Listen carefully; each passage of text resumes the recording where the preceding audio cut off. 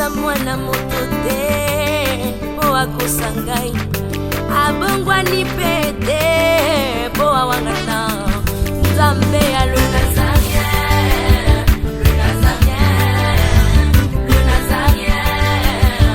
David Nzamba ayebana kitoko koma mokondima atako babakolaki mafuta na mosakolima lelo yayo bolingo ebateli le Nazarien lipamboli oyo emonanaka te mpeni mama kantelobi kolapie mapapu masopi mafuta tokokisi ena elongo na nzambe oyo babenga na makomi Jésus.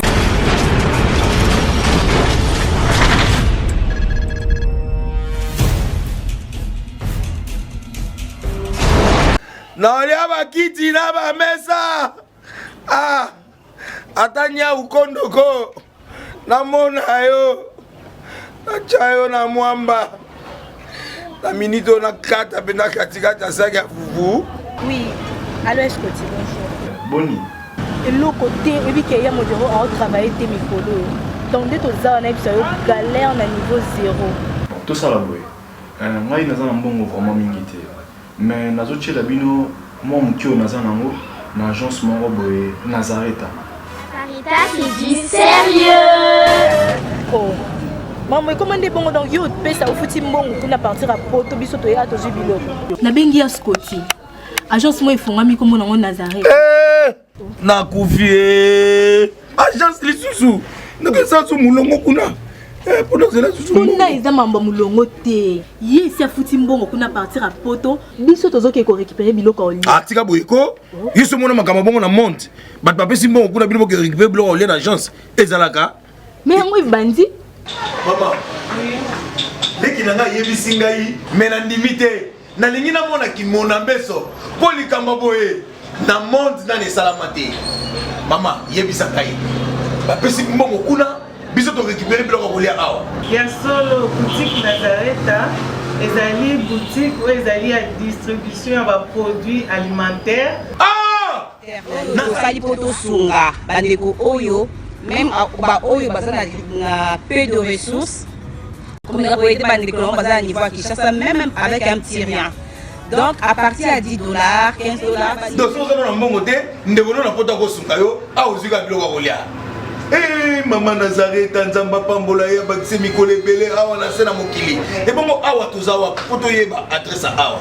La boutique Nazareta est ici à Kubungate, Toza Sir, avenue Monkoto numéro 1, direction Elengesa. Face à face na église catholique Saint-Vincent. Ah, direction Elengesa, Monkoto numéro 1, à face à l'église catholique Saint-Vincent. Ah, Saint-Vincent d'école. Bon numéro de téléphone, vous allez monter. Déjà vous avez nango, on a 3 numéros pour Paris, vous avez un numéro pour la Suisse, vous avez un numéro pour la Suède. Ah! Non. Nazareta.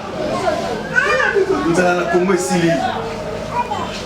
Julia, nous allons kangisa kia fufu. Eh, ya modé, yo bandika na fufu. Oui, pour la Nazareta, tu as un système en bimbi, na mbongo shingom. Bon, ok. Vous allez Silio.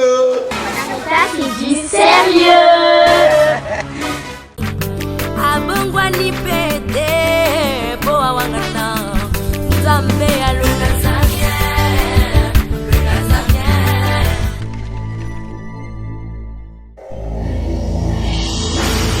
Bien-aimés dans le Seigneur, il est écrit dans la parole de l'Éternel dans le livre de Ecclésiaste chapitre 8, le verset 12 au verset 13. Cependant, quoique le pécheur fasse 100 fois le mal et qu'il y persévère longtemps, je sais aussi que le bonheur est pour ceux qui craignent l'Éternel, parce qu'ils ont de la crainte de l'Éternel devant eux. Mais le bonheur n'est pas pour le méchant, et il ne prolongera point ce jour, pas plus que l'ombre, parce qu'il n'a pas de la crainte devant Dieu. Bien-aimés dans le Seigneur, suivez ce film intitulé Mass Destruction, masse comme une totalité dans la masse, destruction comme destruction, nous disons destruction totale. Celui qui réduit les coups contre les reproches sera brisé soudainement et ne s'en remettra pas. Quand les justes deviennent nombreux, le peuple se réjouit, mais quand le méchant domine, le peuple gémit. Bien-aimés dans le Seigneur, vous avez suivi dans le livre de Ephésiens chapitre 1, le verset 21, au-dessus des dominations, au-dessus des principautés, au-dessus de toute autorité, au-dessus de toute dignité, au-dessus de tout nom qui peut se nommer, non seulement dans le siècle présent, mais aussi dans le siècle à venir. Bien-aimés, nous sommes un royaume, il y a diable, les amis très bien hiérarchisés, et la Bible dit le monde entier est sous l'emprise du malin. Bien-aimés, en ce moment, les amis, force, il y a maille, autrement intitulé le Léviathan. Comme chaque 30 ans, va apparaître Sakanamokili afin de posséder une personne dans ma force Yamaï et de le détruire en 30 jours. Comme le conseil de monde des ténèbres s'est tenu, Bassangisa qui deux forces bien-aimées en forme des hommes, il y a un balancé dans Mokili. Comme je me dis, le diable rôde de tout autour. Ainsi donc, bien-aimé, Nabutuana, comme tu vois des tonnerres et des éclairs, manifestation de la force satanique, destinée à posséder un homme ou une femme, cela dépend bien sûr des circonstances. Namutuni Makokutananaye.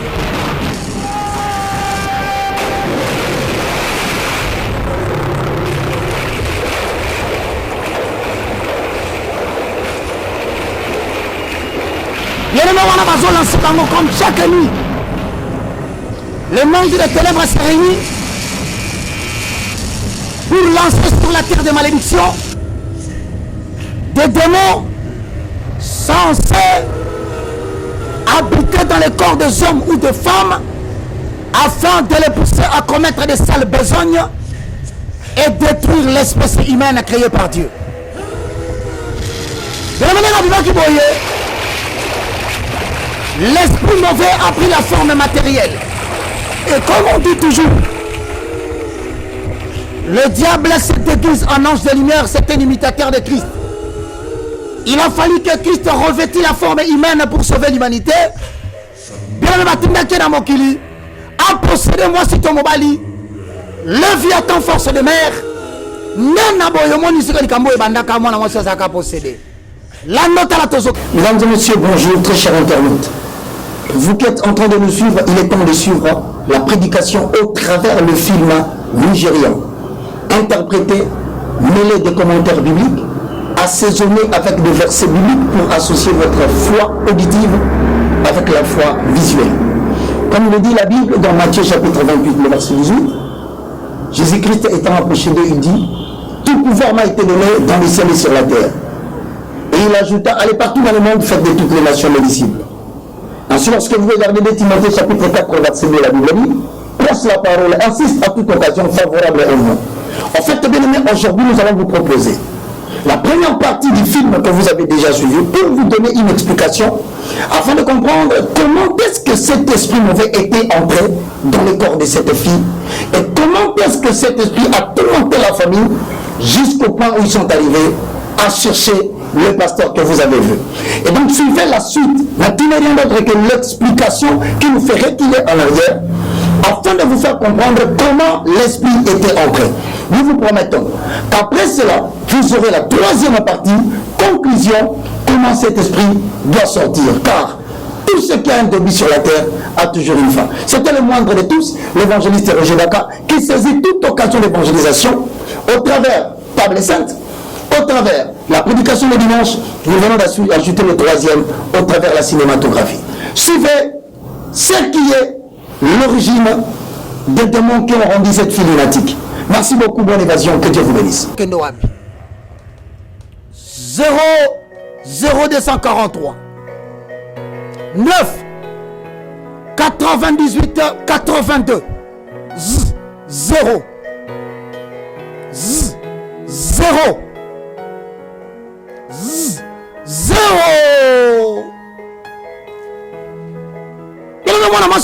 tourmenté par des puissants de la chair, avec un cœur non régénéré.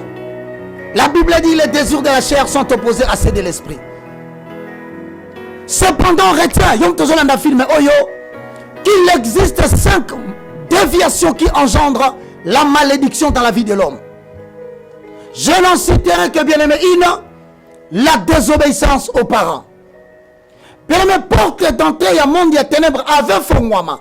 Et baby sa vie, il y a moi, si tu vas venir railler, a priori, il faut trouver une désobéissance envers ses parents.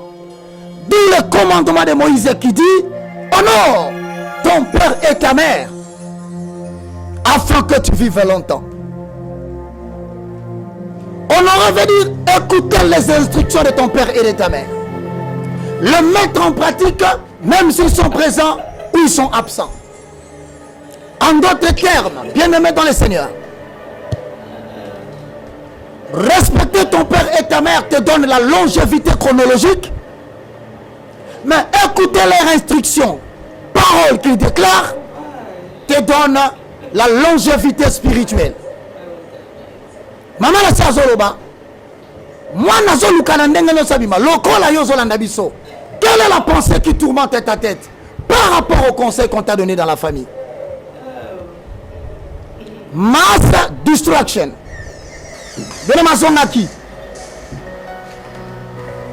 Écoute mon enfant, l'instruction d'un père.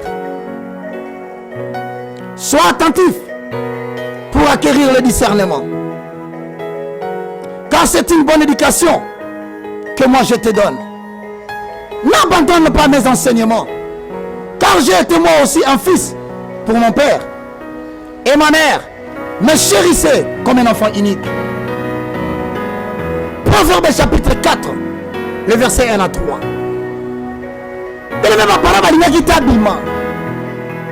Rose, 20h30, me désir na boîte. Na boîte de nuit, alors que bien des fois, Dieu peut t'épargner de rencontrer des problèmes sérieux qui peuvent compromettre toute la quiétude et la paix d'une famille. Alors que dehors, l'esprit nous a tourmentés, nous a tourbillonnés. Cherchons qui possédait. Kuna Nandaku, moi, ça joue à sapato à changer bilamba. Eh, Neko, Yom Tozolandangaï. Moi, Nzambe, toi qui as l'instruction des enseignements que nous te donnons, quel est ce que tu veux faire? Et là, cause de désobéissance, il y a une malédiction. Ah, mon fils, sois attentif à la sagesse que je te transmets, que je t'inculque. Prête l'oreille à mes paroles qui t'enseignent la raison, pour que tu n'ailles pas à rougir et que tu aies de la clairvoyance et que tes lèvres gardent la connaissance. Proverbe chapitre 5, le verset 1 à 2.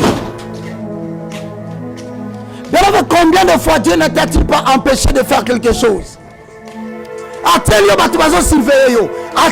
papa qui te guise, un homme qui te parle pour te montrer la bonne voie, mais tu n'en fais qu'à ta tête? Hey! Osée chapitre 4, le verset 6. Mon peuple périt, faute de connaissance. Et Kosuka wapi? Bela bimaka. Hein?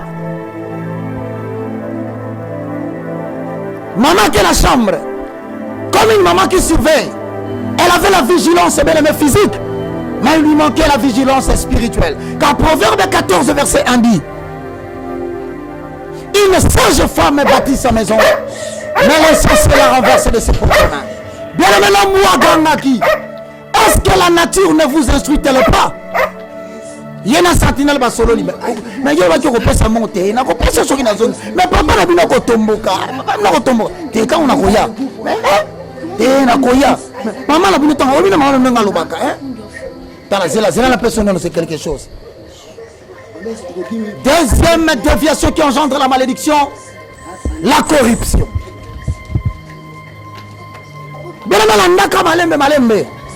Tu vas comprendre le chemin de la vie. Ainsi, à la fois auditive qui est la parole de Dieu, nous associons la foi visuelle afin que tu comprennes le concret et la réalité des paroles que nous t'enseignons. À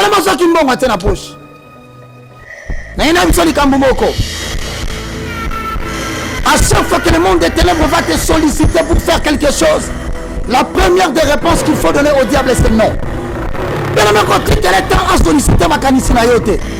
Lorsque une pensée persistante et négative est en train de hanter ton âme, cherche à passer de temps à la prière. C'est la seule façon bien aimé de déloger le diable qui veut rester dans ta tête. Maman, avant d'aller à la chambre, elle a dit papa Lingala. Chief. Naël est au Mongolia. Ah ouais. Elle est celle qui m'a dit qu'elle est limbi. Bon, Naël est à Jindam. Bah, ça va, ça va. Non, ça va aller, il est là, Jikas. Ah. Hein? Non, ça va ta porte. Maman Zangai San. Non, non, non. Maman, il y a Solana yo. Ah. I think you better. Bon, on a Monique no Solana ya. Otherwise, he won't let us rest. Sinon, tu as retiré ce topé matin. Nani wana beti porte.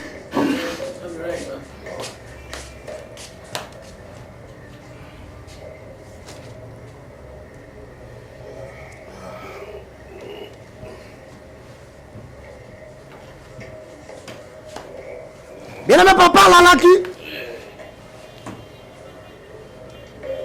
espérant qu'il donne une bonne éducation à son fils ou à sa fille. Mami Ozoloba. Madame. Rose azatakiwa. Mama ndai na moni Rose libanda. Bien aimé mwana musana mususu ye. So ina koti kuna. Na moni Rose azatakiwa kozala na trouble yo. C'est là. Mama kotaki. Lokola moni couverture mutoza la kati bongo nani oh Rose Rose Grace yote oh yete oh kanam na yo kana ngwa bolele mwana mobile buzoba Rose alali yo nakata mbetu na sadra yeyo eh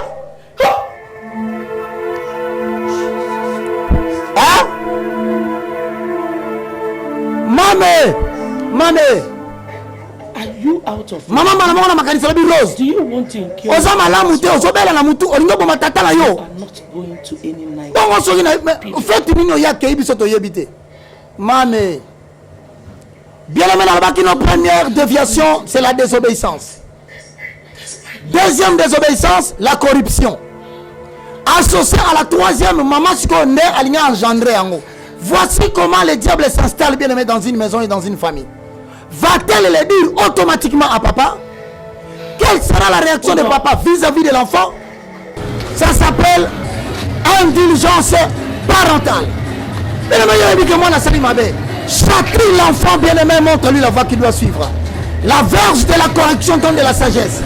Mais l'enfant abandonné à lui-même fera honte à ses parents. Proverbe chapitre 11, le verset 1 à 3. Proverbe chapitre 10, le verset 1 à 7. Un fils qui a de la sagesse fait le bonheur de son père. Mais un fils insensé cause du chagrin à ses parents. Rose. Mais ma camille aussi ça mama Rose. Ndai. Na vandu mwana na grace ke kota na night club. Gosuka mabeli kamboyo. Mais papa, je suis désolé. Désolé. Non, ça dit désolé. On a commis désolé. C'est là yaya. Grâce à Ndai. Attending. À côté de la night club. En tout cas, Ndai. C'est là, Navandia, tout ça c'est là. Tout ça c'est là, aïe. Le bangaïté, le bangaïté, le bangaïté. ekosuka wapi. Bien-aimé Rose, grâce à son gaki. La Bible dit prenez garde car votre adversaire rôde tout autour de vous cherchant qui il dévorera.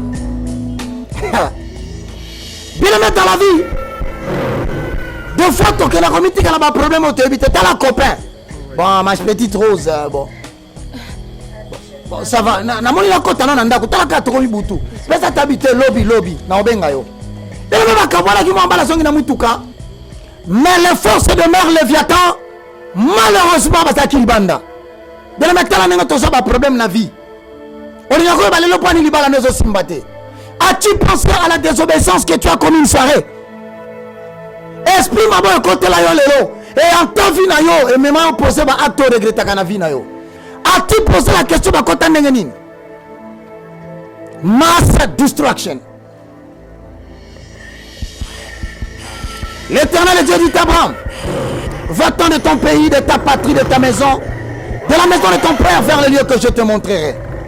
Cela exige la séparation entre le bien et le mal. Et ekosuka wapi. Nous devons toujours nous préparer avec le monde égyptien. Exode chapitre 6, le verset 6. Exode 8, 22. Mouton azobeta porte les armoires na bolole wana. Joye yakana ye awa. Exode chapitre 10, le verset 24. Hébreux chapitre 11, le verset 25, je paraphrase. Il préféra d'être maltraité avec le peuple de Dieu plutôt que d'avoir pour un temps la jouissance du péché. Le monsieur de Marquette l'attitude de Rose est changée. Et il a marqué une minute avant Kota. À cela qui Rose grâce. Une minute après, Léviathan a logé, caractère a échangé. Et dorénavant, le monde des ténèbres va utiliser ce qu'on appelle le quotient émotionnel. Tous les éléments liés au trait de caractère. Caractère Yamutu échangé. Avec qui maman a appelé Simbotete. Maman Tolandanga. Ce que c'est la ce n'est plus ta fille, ce n'est plus ton fils. Alors à ce moment-là, Ephésiens chapitre 6, le verset 12. Et quand tu en jeu, nous n'avons pas à lutter contre la chair et le sang. Hosanna.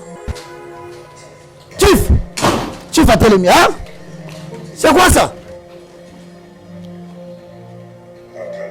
Yabisanga, makamino yabisi mwana na yo. Et préciser, audace, ngana solo baleki na akei. Eh, mame, chief. Ngape na so comprendre te. Il y a quelque chose définitivement qui ne va pas bien. Je ne comprends rien. Hein? Donc le la mwana na yo a ce problème liban a comme la courage mwana zoloba a kota na ndako na butu pena loba na yaleka chef nani niko sosole le côté mwana tetila ndako na lingite asa la Rose asa nani ala ko longo lango so asa le ko mabena kati zela na longo lango lelo la pourquoi lelo na lobi lelo siko o ba kina sakatata. Les réactions charnelles, l'expression humaine d'une volonté humaine ou charnelle, elle ne fait qu'aggraver les situations. Dans le domaine, il y a esprit. Il faut aller spirituellement. Dans le domaine charnel, il faut aller charnellement. Car, Jean chapitre 3, le verset 6 se dit, ce qui est né de chair est chair, et ce qui est né d'esprit est esprit. Faut la porte. Faut la porte, c'est le sobuka. C'est la boucle qui est boucle na kati. Chief. Boutu ya kokia na moni eza malamu otika lala. Dala yo batela munoko na yo. Comme kolo basili lo ba mon côté. Na bi fongo la porte. Bon tika ngana fongo la kasina solane nana. Longa na zela langa. Longa. Surtout me kolo balisi so regretter ngana to sala mariage civil. Mais me porte fongo ki yango papa côté avec toute son autorité.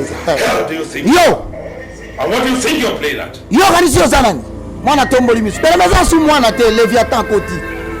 Généralement quand les esprits malinga kota boye, rien que par le regard, quoi? Porte melongia maman. Papa tali yoka papa. Who shot that door? Nala kangi porte toi. Hein? So you Donc on moni you can play a childish game. okomo me masoli na ndaku nanga. Now with me. Hein? Now.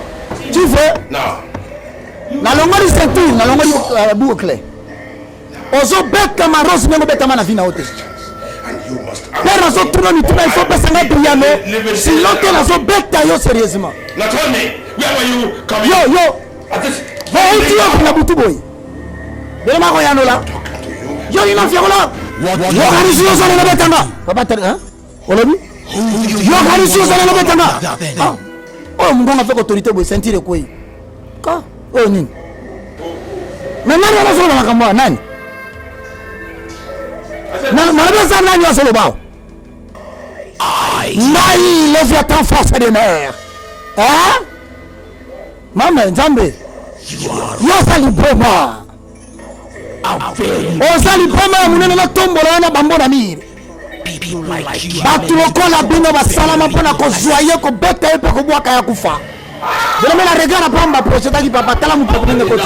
Maman li bana chef vous la porte au bobela na mwana.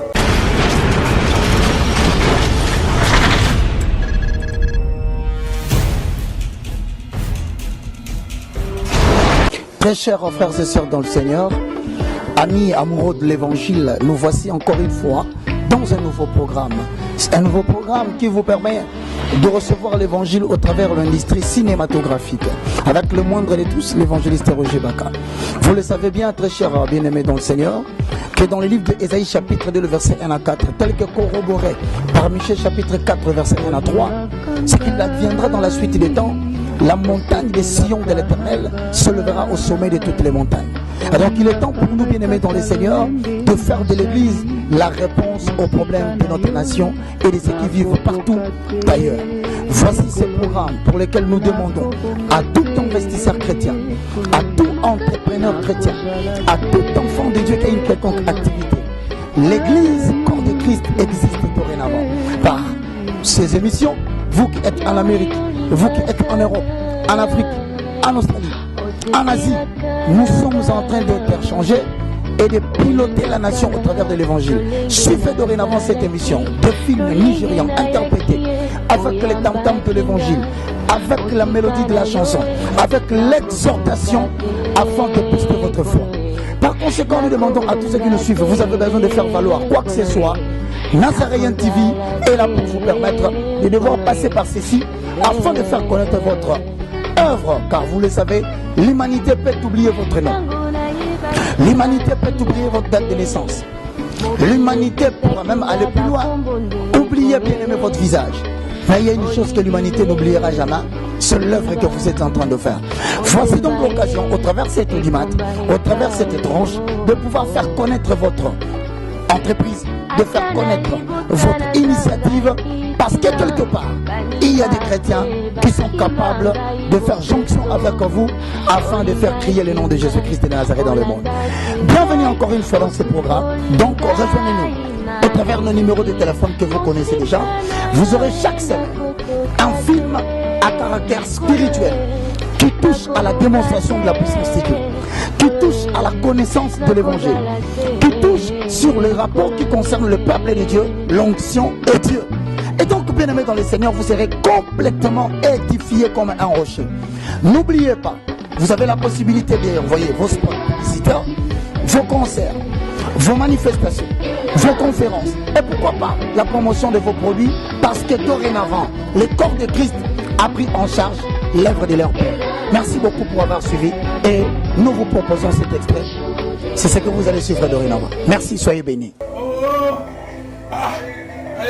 Ndaïte, tombola ya na mire quoi, le la papier du picateur. Mais maintenant on va me balancer papier. Papa comme le la fongola mwana kokufa. Maman na libanda kanisi basobeta mwana. Alors que papa est en train de subir la flagellation semblable à la passion de Christ sur la croix. Et kosuka wapi porte fongwami. Papa telemi, la dernière solution est dans la fruitière. Poudre d'escampette, papa bimi lokola ba projeté. Makila Nelongi, frappé par les forces du monde des ténèbres. Chief, hey, Chief, Ningwana. Maman tali papa, hein? Makila, grosse, maman sali papa na yo. Maman linga kota boye. Porte les choses Nelongi. Ambo?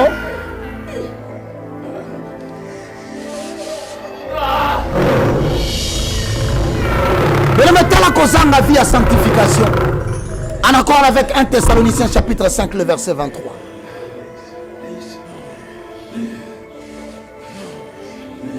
Bien-aimé dans le Seigneur,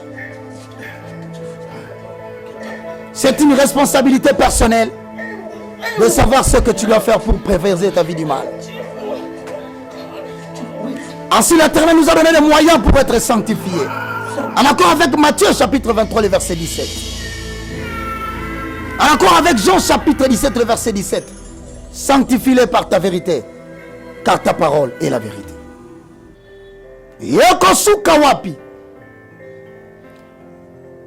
Afin d'être ministre de Jésus-Christ, parmi les païens, je m'acquitte du divin service de l'évangile de Dieu, afin que le païen lui aussi ait une offrande agréable, étant sanctifié par l'Esprit Saint.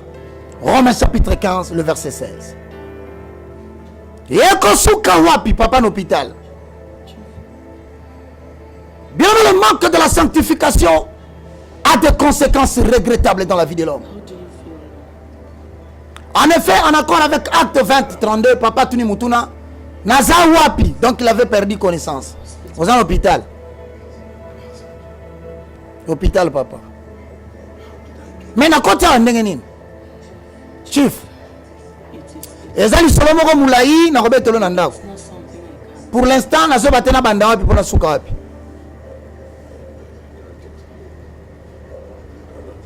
Mais na comment qui a en Nengenin? Ah.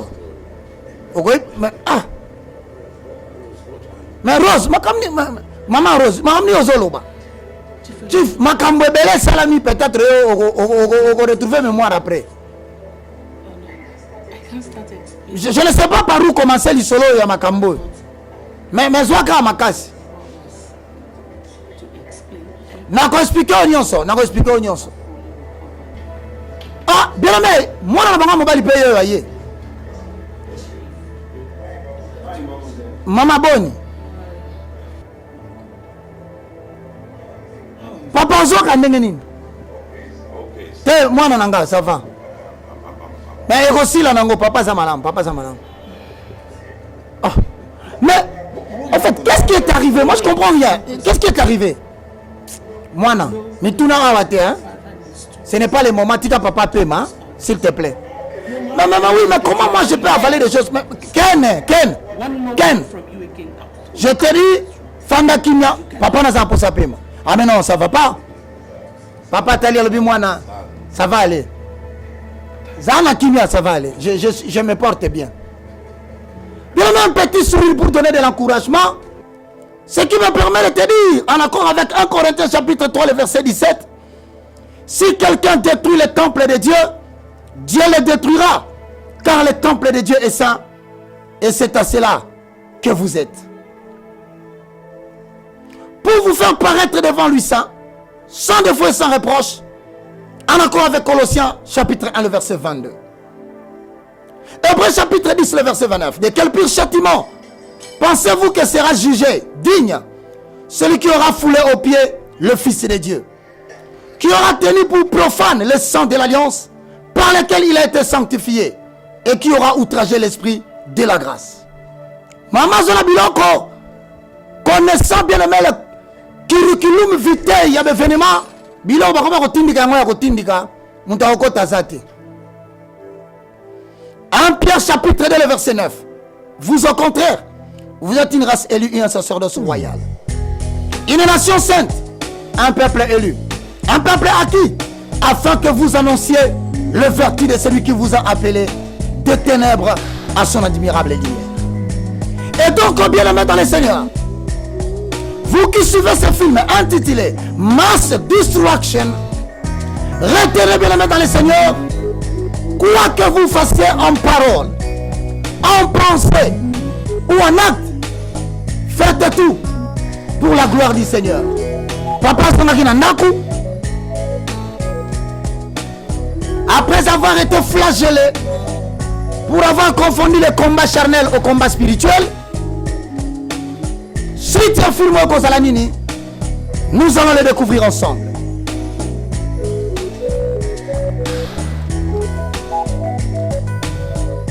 Maintenant, vous savez, celui qui aime la connaissance il désire être corrigé. Mais celui qui déteste les réprimandes, il n'est qu'un sot.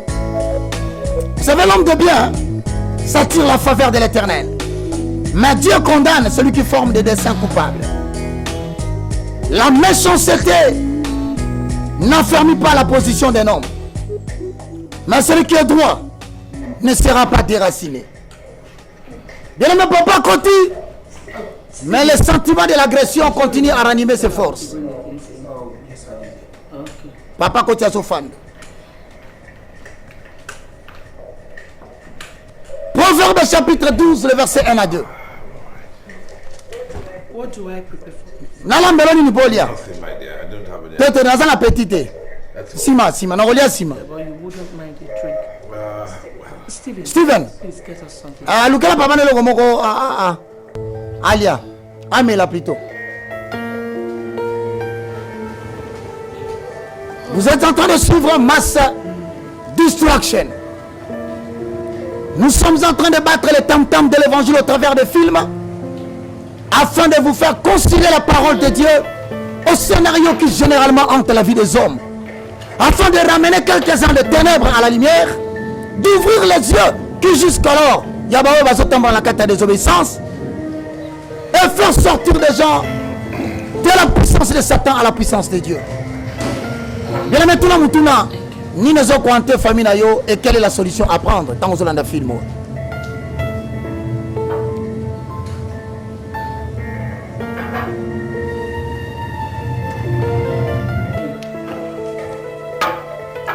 Yeko suka wapi? Hein? don't worry with it. Non. Komi tungisa te pona TV. Tika TV.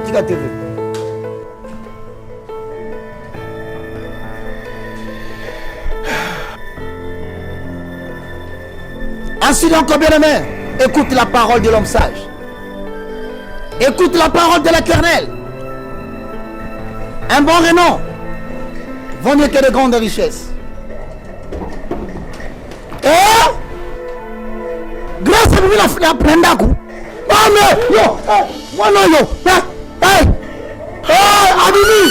Simba. Tokene wapi. Bima, tokene banda. Bien, vous savez, il y a un temps où les démons opèrent. Il y a un temps où la conscience et les aptitudes de l'homme reviennent. Puisqu'à ce moment ici, elle est revenue la grâce. Moi, dans la bango, puisqu'elle n'est pas hantée. Papa, yango pas la lobaki. Malamu na yebi, nasoko kakosala te. Mais ma peur n'a limité à nazo sala. Mais pour la ligne nazo kokate, parce que l'esprit mauvais habite en moi. Voilà l'expression bien aimée. Mais maman, bonjour qui manine. Maman, pourquoi vous êtes bangaye? Yoga maman, yo. Maman, pourquoi qui va voir le pino? Steven a tout là qui l'a yo. Steven a l'éli ya. À chaque fois que mon ami a mis sur la moto, et là qui sait que l'esprit est attristé. Mais transmettre le sentiment à âme à produire le sentiment de tristesse. Papa tel Steven Zonda. Steve yo. Venez entre le lien de sang et l'attaque satanique. Steve a choisi d'aller vers le lien de sang.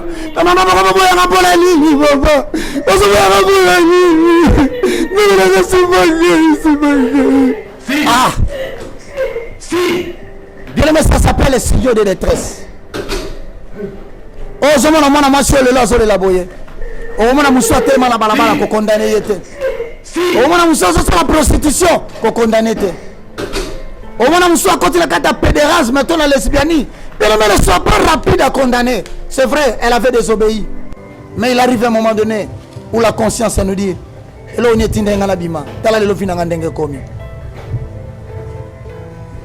Na kokima wapi ngai nakanisi bomo ina ngai mabe ngai na sala lionkolo elukeli ngai makambo ngai nazangi kimya mpe asengo na ngai ebongwani mawa papa yo limbisanga papa yo nde nzambe na ngai.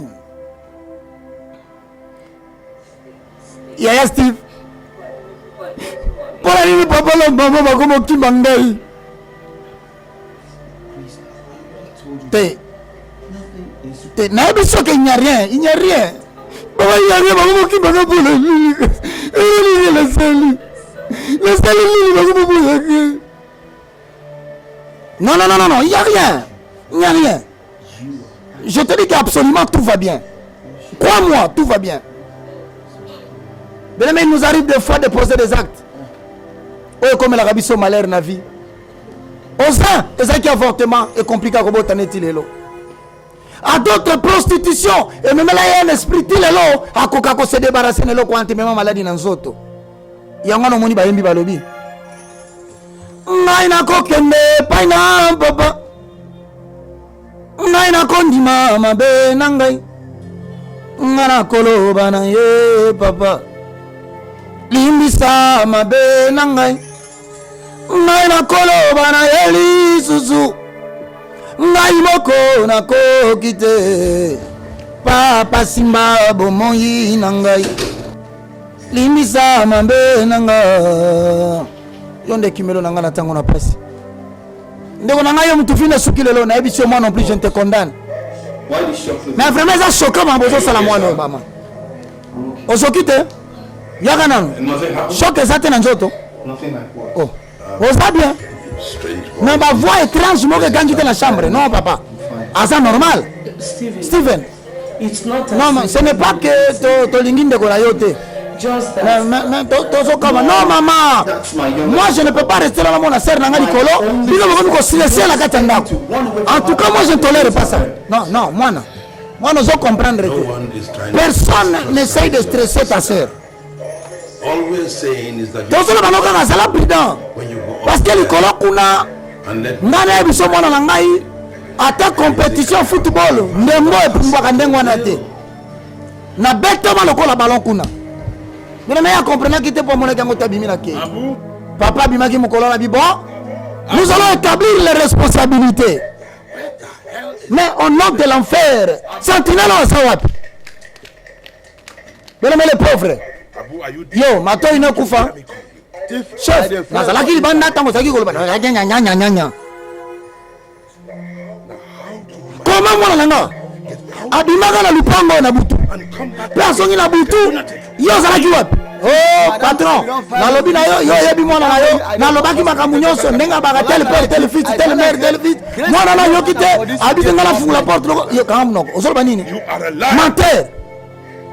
Yo, you mean donc c'est-à-dire ayaki ka boya sauter mira koi. Abu ya disparaître. Tala na yebi sayo. You drop the key. Ou bien au quoi ça qui fongola? A fongoli porte abimi. C'est ce qui est arrivé.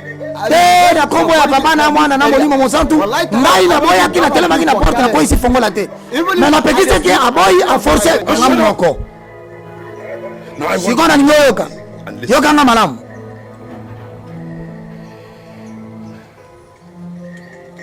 if my daughter doesn't saki mwana ngai ki malamu te kala mingi te yo okola kisa mama d'enfer na kata lupango alors on va bosonanga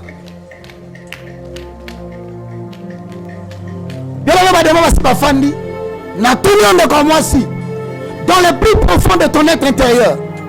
Qu'est-ce que la vie? Il y a des obéissances éthiques. Ne crois pas que cela va te relâcher librement. Il faut que tu reconnaisses par où tu étais tombé. Que tu te relèves et que tu repars avec Dieu. Car à chaque fois, de moi, quand tu vois le Léviathan, ça va prendre du temps.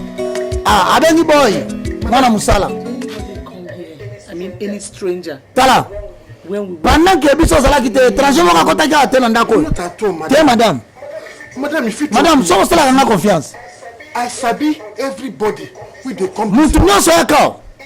In fact, oya tena na porte. I sabi. Na ebisa ka zonga pena pesa ko rapport na nyoso. Oh nyoso le kana ndako na ebisa ko mama. Even the last ta dernière from person na mona ki na ndako yo kamno. Must you tell the whole world? Il faut que ça batino so ko mona ki pesa na ndako. Ngana tuni ba pesa. Kasi madame, niyo tuningai. I just dey try. Ngai na explique kana muna na yo na trozo mama mpese.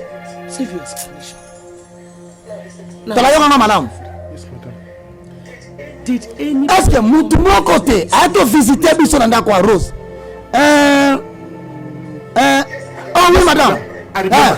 nakanisi garçon moko Oui, de comme si. Comment on est Christ? For how? We in say in him Nani? Zala kanisa. Olivia, mwana mwasi moko yane Olivia. This girl did. Mwana mwasi kama mulai. Even get mark for her. Pesa kana babilo katanga na longi boy. And she did black. Ayaki yao. Olivia. Oui. Ayaki misu na ngai. Kwa emona kie boy. Bon, ça va songa la devoir na. Bien le moment de distraction. Lucifer le monde a ténèbres comme maman dans la passé renouvelée. Baba ni comme mabango na ba champ, il y a une investigation qui n'a rien à voir avec la véritable cause. Kuna papa bani otuna. Bogera ina fête wana wa benyo. Wana wana ni le comme les kuna. Baba.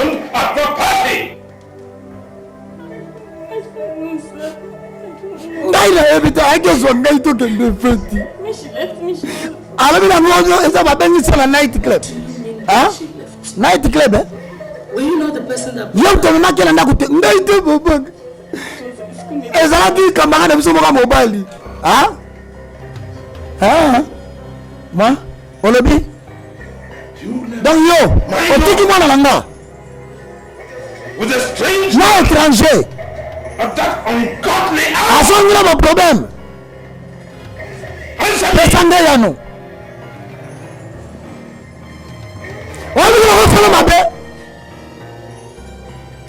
Mass destruction. Yekosuka wapi?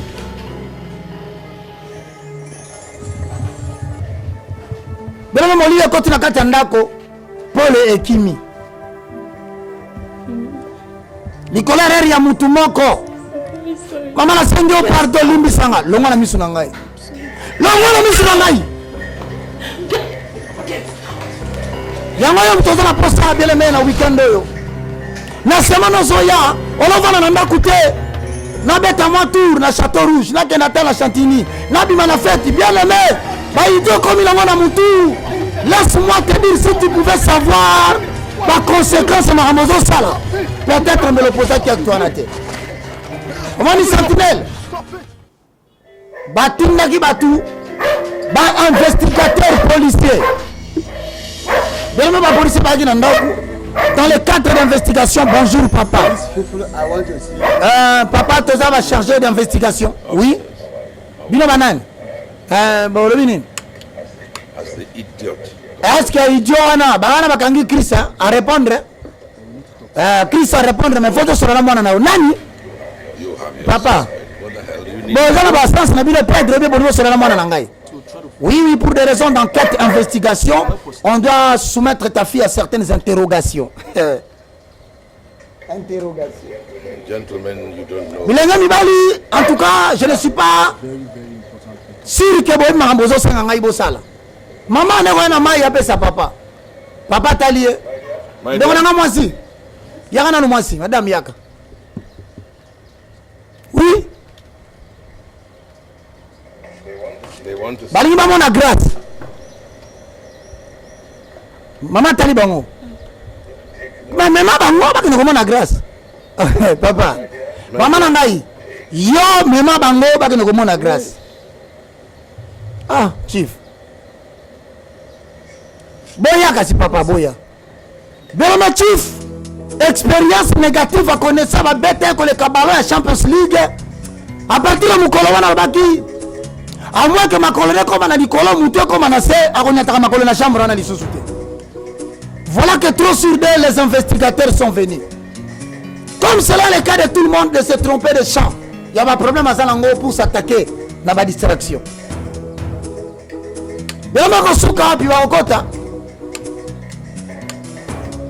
Prête l'oreille et écoute les paroles de sage.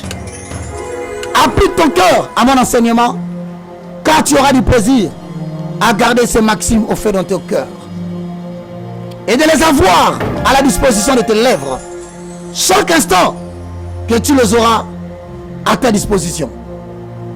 Proverbe 22, 17 à 18.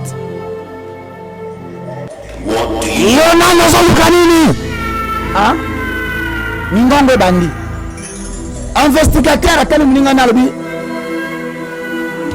Lorsque les amants n'ont pas de baga, asimba yenan. Hey, courant. Nous on est velengi. Moi moi ça velengi ça. Ah, bien mais grâce à Télémi. Oh, bien aimé, le diable et le monde des ténèbres connaissent le nom de Jésus. À partir du regard, pour ça, vous pardonnez ma maman. Vraiment, vous pardonnez. Première frappe. Attaque à Liboso.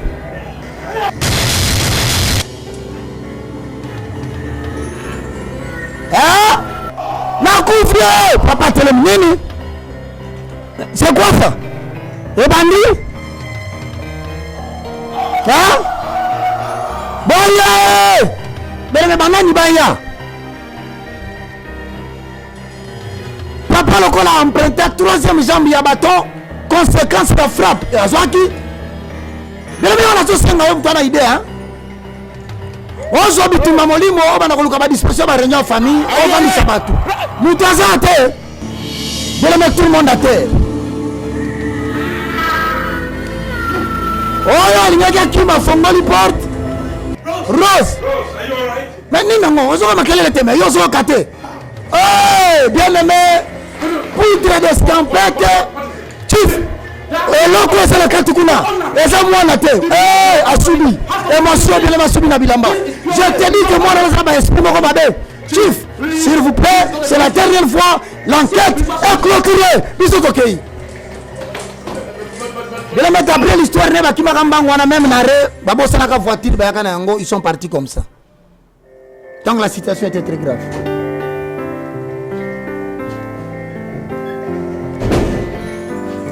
Et Kosuka Wapi.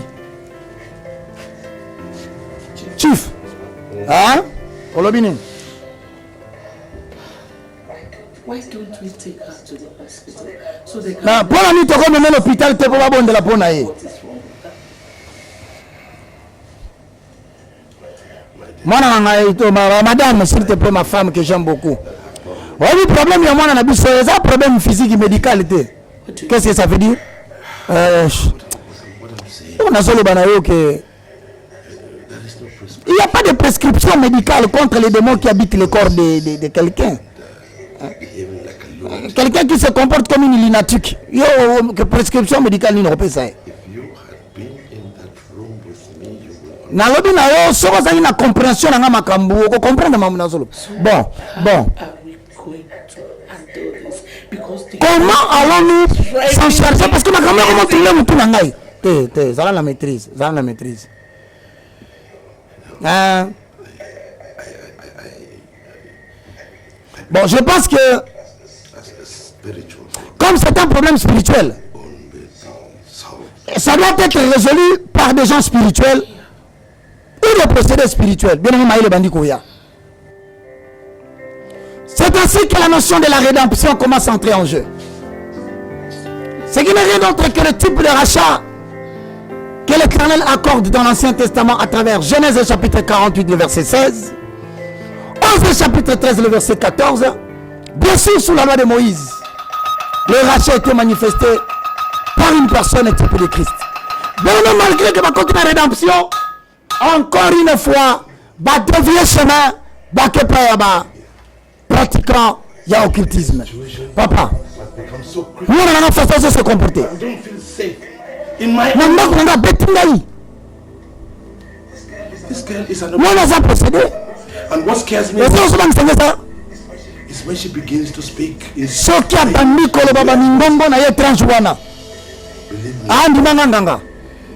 we are living in vivre na kati ya kokandama ya makasi. Bien osala nini? La Bible dit je suis l'Éternel. Il n'y a pas un autre Dieu à part moi. Et quand la Bible dit l'or et l'argent appartient à l'Éternel. Bien bandi incantation na ye. La Bible sont tenus au masanga. Yano la biso. Honoré munene na yo.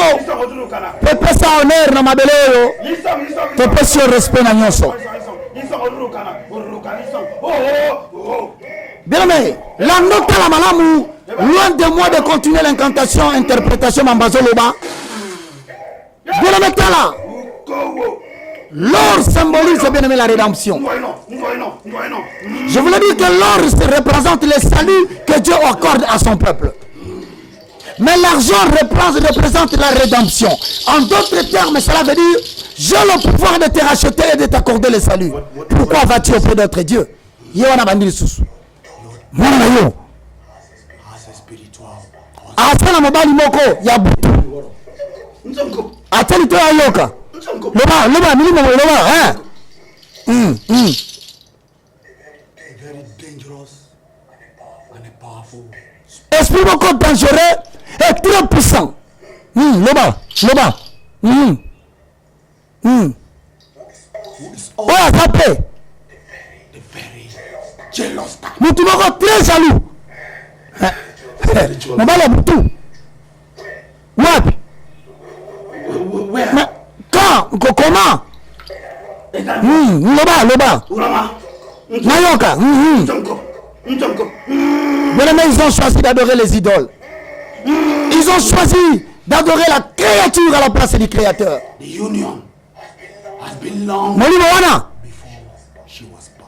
Et outi kala. Et puis pendant kaye avant botamba sur la kuta na esprit wana. Bazani bale bakandama na kati na ye. Ah. Et puis bazana alliance munene basali. Non. Alors là moi je ne comprends plus rien. Bon, au-delà de tout ça, toko sala nini? Para ko sauver moi noyo.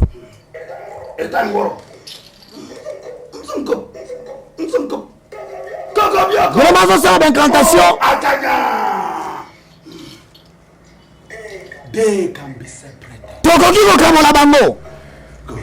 Because the covenant is breaking. Parce que alliance wana est brisable. It's very difficult. Et ça passe na kasi. And dangerous. Hein? But to me, it's possible. Mais pour nous c'est possible. OK, c'est ça. Bon. And it has to be done. Et c'est là le seul malamu. Otherwise, you may lose. Ou bien yo on peut perdre mwana na yo na tamuke. Please. What do you? Mais qu'est-ce que tu veux qu'on fasse?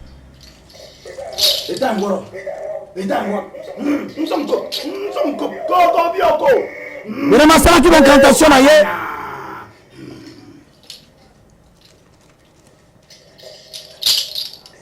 The oracle said,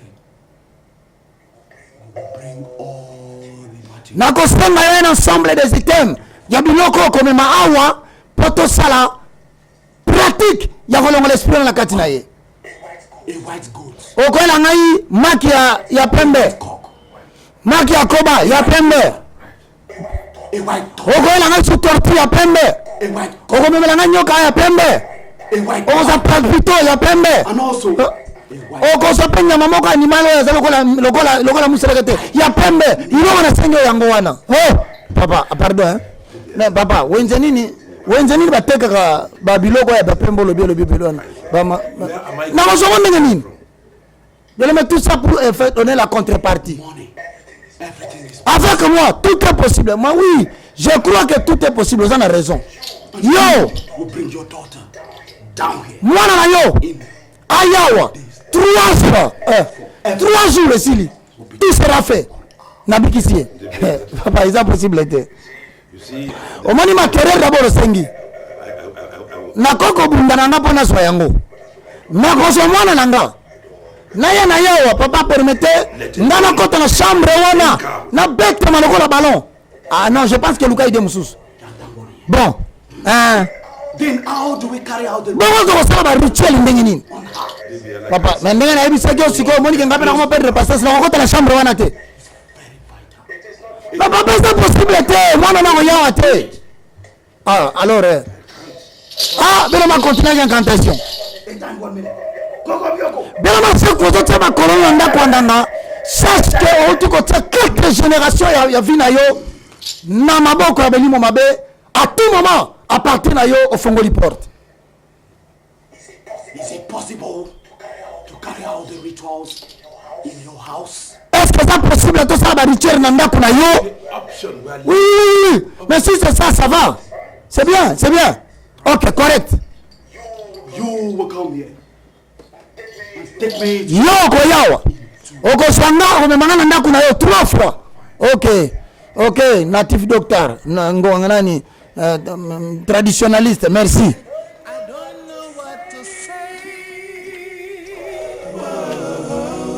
Mais rappelle-toi, à tout moment, quand tu as ma colonne en ndaku anganga, 2 jours après, Balobi va me continuer qui aïe l'anda comme une seule incantation. Moi j'en profite pour te transmettre bien mes connaissances. En effet, celui qui désobéit à la loi de Dieu provoque la malédiction jusqu'à la 4e génération. Mais cependant, 4e génération a yo tango simbikisi. Tango que consulter banganga. Tango zo se lancer la débauche l'impudicité. Na pédérasme mettons la lesbianie. Yebaka nombre ya durée ko tourmenter famille na yo. Eza âge na yo mukolo ko bota mwana na yo ya liboso. Bela na moto abimiseli na munoko. Asala kinyoso. Ngai naza initié na ba makasa et puis naza la pouvoir wana ye mutazolo bandengo wana. Bela na tala ba pratique nganga soso sana kate, pujo sana kate, toko tala kati. Et ekosuka wapi. Donc ça veut dire en d'autres termes. Muto zokota ngana ndaku na ye a estimé que moi na liboso botaka na 20 ans. Pour le nombre d'années au Satan qu'on a possession famille na yo, tu n'as qu'à prendre le chiffre 20 multiplié par 4, ça fait 80 ans. Batu babota na baronyo koma. Papa, eza kunate, eza nzela likolo. Aza wapi boye na aw. Côté là. Eko suka wapi. Bebe basenga kyo joie parfum. Somba masanga. Kamata huile. Ba ko appliquer délivrance na nakuna yo. Tu as livré ta maison et ton toit sous les puissances occultes. Voilà la vérité que nous te dévoilons aujourd'hui. Kota. Comment on a papier? Comment on a papier? Toko tananda kunoto soit fin, ton chocolat to bondela. Bien aimé, ce sont des pratiques initiatiques pour livrer le sol, le sous-sol, le toit, immeuble, sous l'emprise du monde des ténèbres. Ça s'appelle ritualisme satanique. Ekosuka wapi?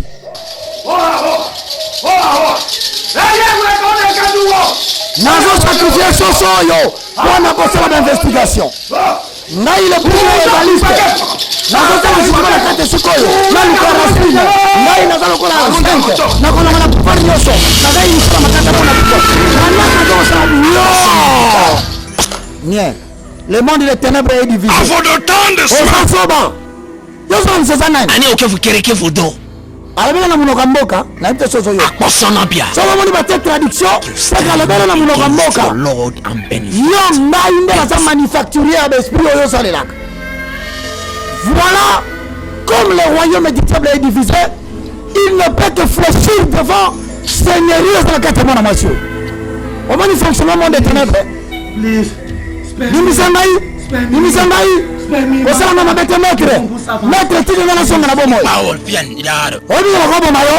You will pick your. Wana solo na munoko ya mboko mutayo kaka. Lokota biloko na yo droit. Abana temboka. This is my party. Oh, ça so tonga na spi.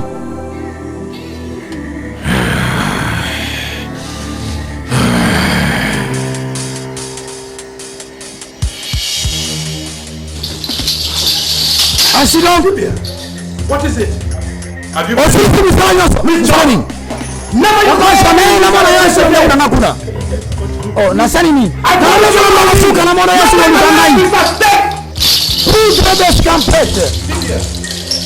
Nanga, natif docteur. Y a-t-il une nation qui change de Dieu? Quoique cela ne soit un point de Dieu. Au moins, il y a un possible naïté. Au moins, il y a et l'eau la carte n'a pas it's all your fault. Manque de surveillance. You sent out beautiful girl. And what returned? An ugly lunatic. Ah, bien aimé, malheureusement, les familles sont comme ça. Ceux qui m'ont brillé, papa, tata, c'est mon fils. Vous avez vu, c'est ma fille, parce qu'elles ont brillé. Mais seulement, on dit que ça, ma bêtise, et comme moi, on a maman. Bon, qu'à cela ne tienne. Cieux, soyez étonnés de cela. Frémissez d'épouvante et d'horreur, dit l'Éternel. Car mon peuple a commis un double péché. Ils m'ont abandonné moi, qui suis la source d'eau vive, pour se creuser des citernes et des citernes crevassées, qui ne retiennent pas de l'eau. Israël est-il un esclave acheté ou né de la maison? Pourquoi donc devient-il la proie? Et maintenant vous avez suivi cette traduction par le moindre de tous, l'évangéliste Roger Bach. Ainsi donc, ekosuka nangani mipaske tolakisi bino place bikambo ebandaka avant mon amation à posséder. Y aura-t-il la rédemption? Ça viendra d'où? Comment sera-t-il sauvé s'il n'y a personne qui n'est envoyé de la part de l'Éternel en accord avec Jérémie chapitre 23, le verset 20 au verset 23. Que Dieu vous bénisse.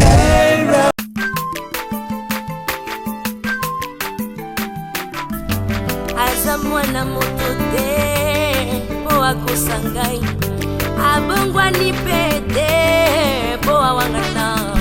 Nzambe ya le Nazarien, le Nazarien, le Nazarien. David Nzamba ayebana kitoko koma mokondima, atako babakolaki mafuta na mosakoli. Lelo ya yo bolingo ebateli le Nazarien, lipamboli oyo emonana katempeni mama kantelobi. Kolapie mapapu, masopi mafu